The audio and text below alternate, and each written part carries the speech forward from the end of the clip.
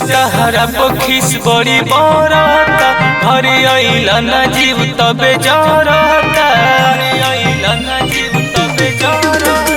राजा तहरा पखिस बड़ी बरता घरे अइला ना जीव तबे जरता सोचिए के टेंशन से बीमार बानी हो हरिहानी छिलके करत इंतजार बानी हो तैयार बानी हो तैयार बानी हो कब दौरी करब बड़ी बेकरार बानी हो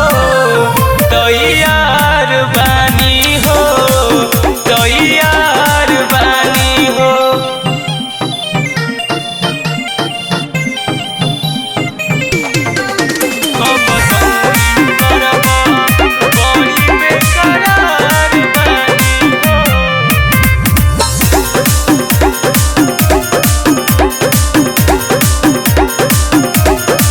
चढ़ते चैत एगो सहिया फसल सब त्यार बा कहिया अहिब करे कटिया तोहरे इंतजार बा झरी जाई सब खेतवे में तीसी राजा जी दोनों हाथे हम कहिया ले मिसी राजा जी कोई दिन से झेलत हम बुखार बानी हो हरिहानी छिलके करत इंतजार बानी हो तैयार बानी हो तैयार बानी हो कब दौरी करब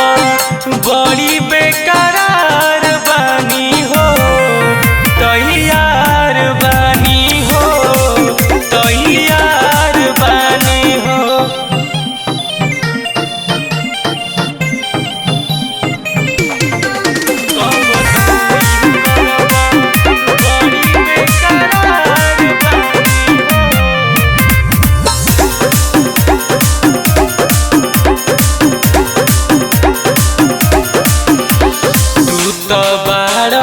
बाहर राजा